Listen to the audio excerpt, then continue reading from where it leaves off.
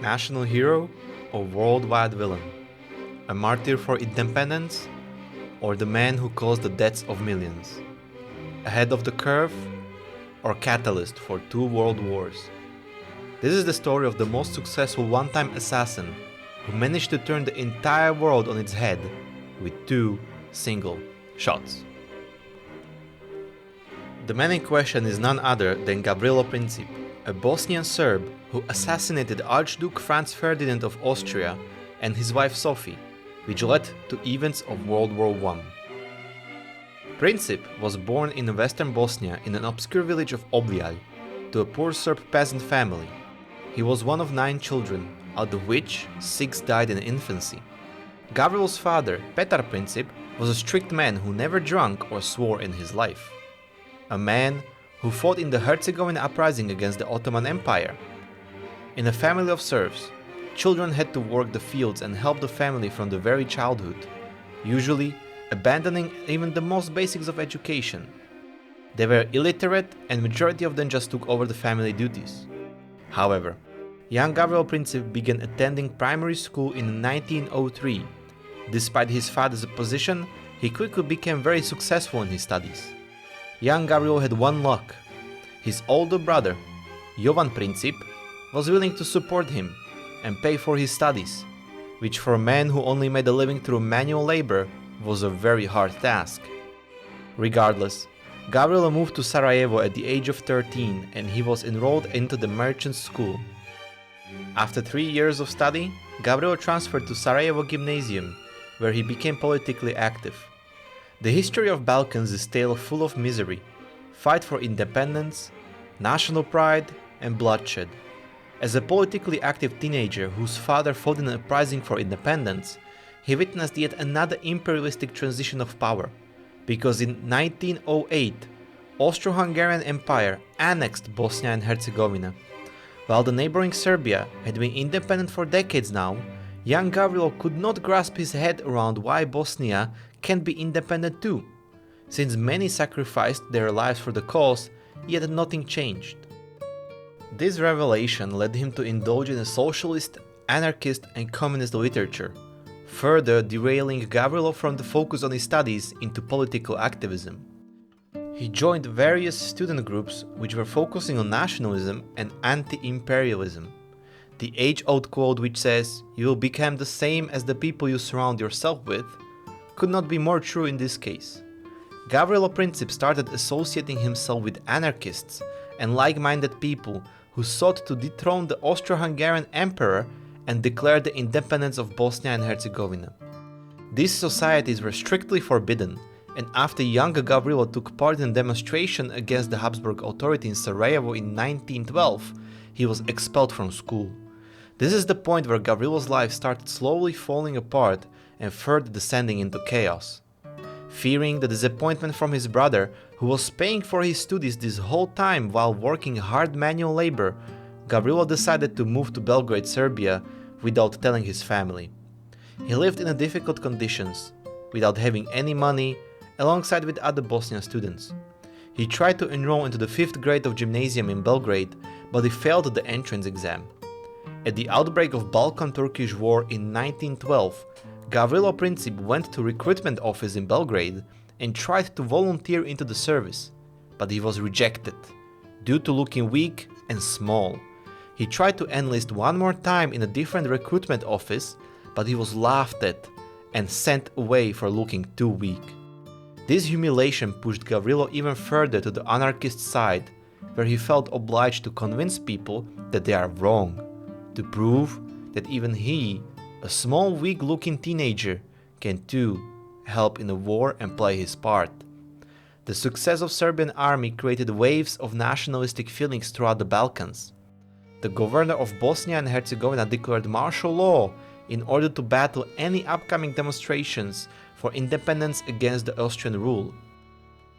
During this time, Gavrilo seemed to come back to his normal life of a student and passed the 5th grade and 6th grade in high school in Sarajevo. His only problem was that he still surrounded himself with anti-imperialistic and nationalistic anarchists whose only goal in life was thinking how they could help to undermine the Austrian rule over the Bosnia. Early in 1914, Gavrilo decided to leave for Belgrade and continue his studies in the first Belgrade high school. While preparing for the entrance exam, Gavrilo Princip was informed that Archduke Franz Ferdinand of Austria is going to visit Bosnia in June. To this day, we don't know what really led Gavrilo to his decision to lead a small group of people to Sarajevo and plan the assassination of Archduke. There are a lot of conflicting stories, but in reality, it must have been the combination of all of the factors: hard upbringing, father who fought for the independence, educated political activism, indulging in anti-imperialistic, nationalistic, anarchist societies, and perhaps mostly the humiliation from the military recruitment office when he tried to join the war and help to fight for the independence. All these revelations led Gavrilo to believe that he had to do something, and this was an opportunity of a lifetime, especially for a young nationalist who knows the very streets and corners of Sarajevo. Gavrilo linked up with his old high school friend Trifko Grabež and Milan Ciganović, who was a member of a Black Hand, the secretive ultra-nationalistic Serbian group responsible for the regicide of 1903. Black Hand was one of the oldest terrorist organizations whose main goal was the creation of Greater Serbia, basically an abbreviated version of Yugoslavia, except Slovenia and part of Croatia. Milan Ciganović managed to obtain weapons for assassination, which consisted of 5 Browning pistols, 6 grenades, several vials of poison from Major Tankosić, another member of a Black Hand. Archduke Franz Ferdinand of Austria and his wife Sophie, Duchess of Hohenberg, decided to visit Sarajevo to open a new state museum after the Archduke was done observing the military maneuvers in Bosnia. The date of the visit fell on the 28th of June 1914. It is also the same date of the feast of Saint Vitus, or Vidovdan in Serbia, which commemorates the 1389 Battle of Kosovo against the Ottomans, at which the Sultan was assassinated in his tent by a Serb, Miloš Obilić. Visitation of Austrian imperialistic overlord on the very date which symbolizes Serbian fight for independence was seen as a spit in the face by young radicals, including Gavrilo Princip. It was literally the worst possible date to visit Bosnia.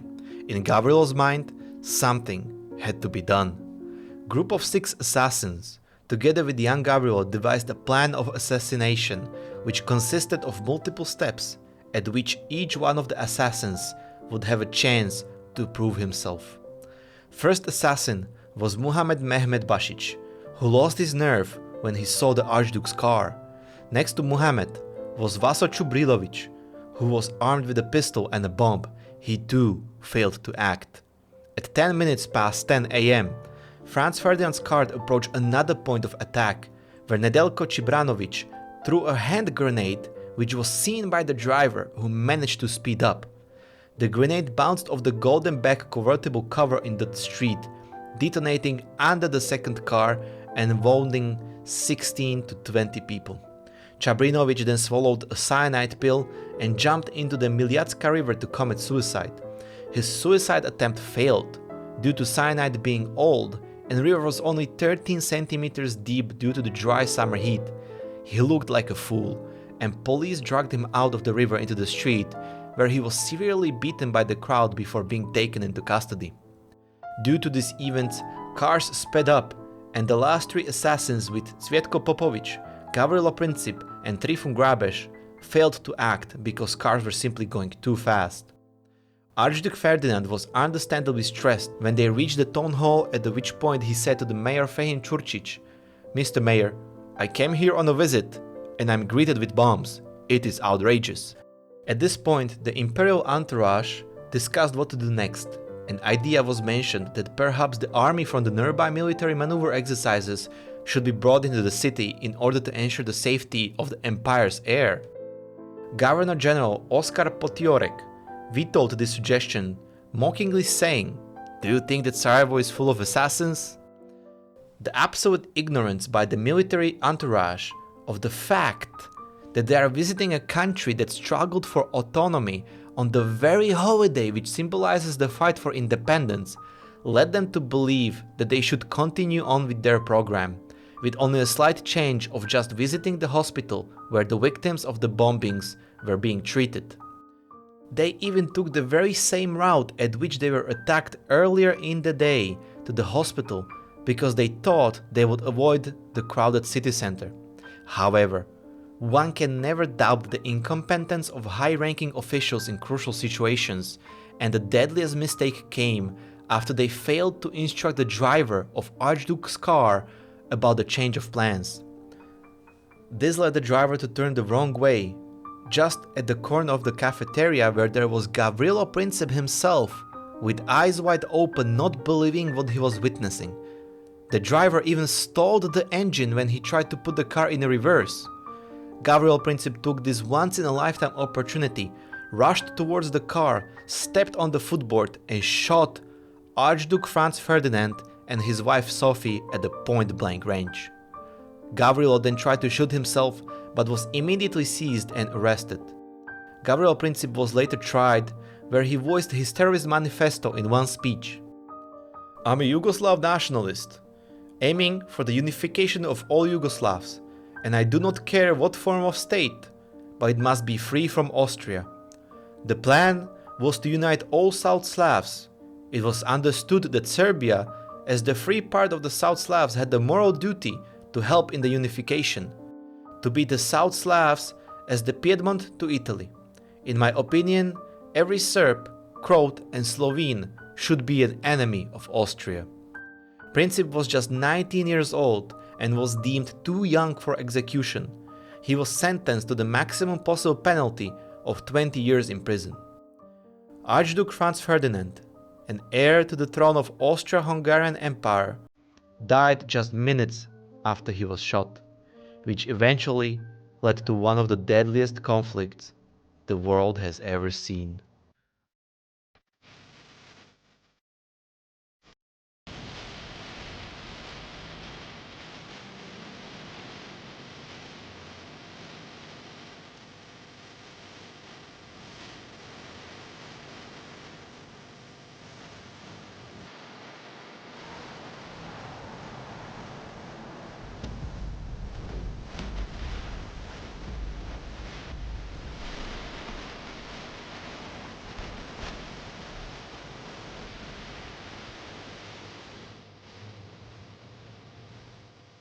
Austria-Hungary blamed Serbia for this assassination due to the involvement of several Serbian anarchist groups and even military officers such as Mayor Tankosic in the assassination.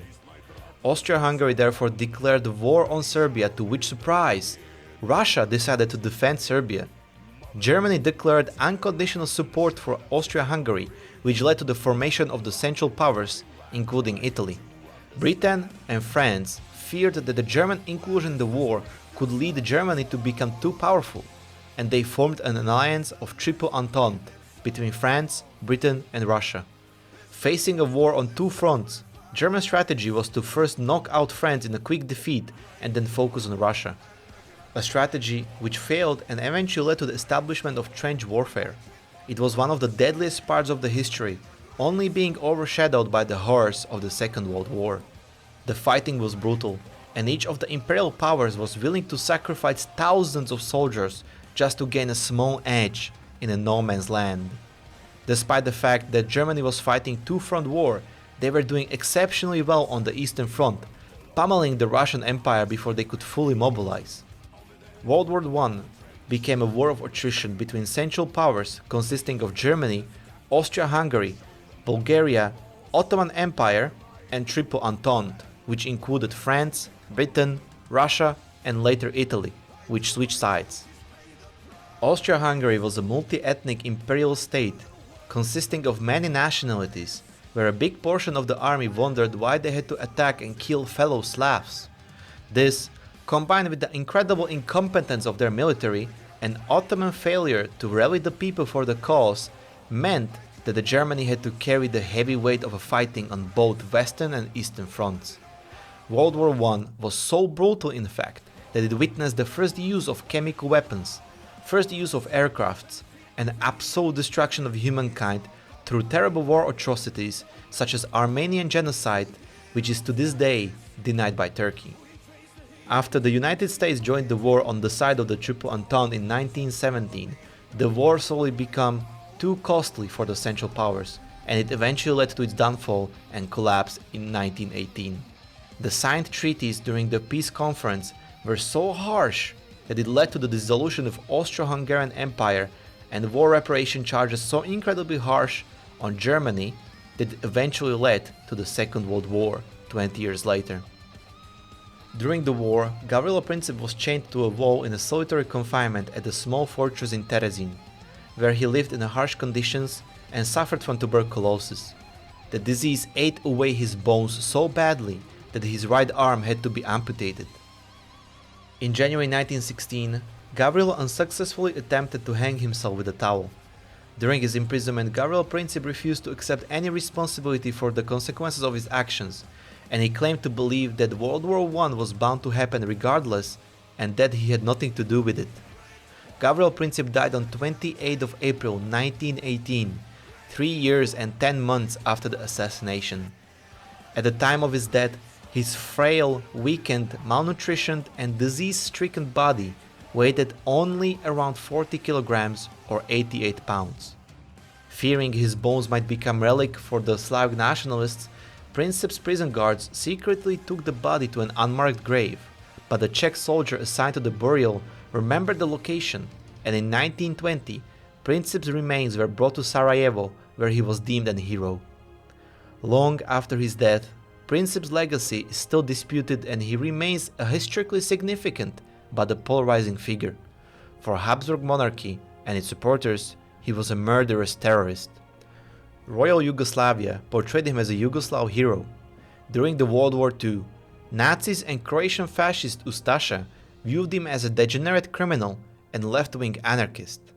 For a socialist Yugoslavia, he represented a youthful hero of armed resistance, a freedom fighter who fought to liberate all the peoples of Yugoslavia from imperial rule, fighting for the workers and the oppressed. Today, he is still celebrated as a hero by numerous Serbs and regarded as a terrorist by many Croats and Bosniaks. Gavrilo Princip's actions and his successful assassination of Archduke Ferdinand led to 2 world wars, deaths of millions of people, but to a dissolution of empires and creation of several independent states. Was he indeed a hero, or was he just a low-life terrorist and a worldwide villain? Without him, the dissolution of Austria-Hungary might have never happened. But then again, world wars might also never happen, which would in the end save millions and millions of innocent lives. All these conspiracies are up to one's individual belief. I believe that the entire world was just soaked in gasoline and Gavrilo Princip was the unexpected catalyst who just happened to set it all ablaze.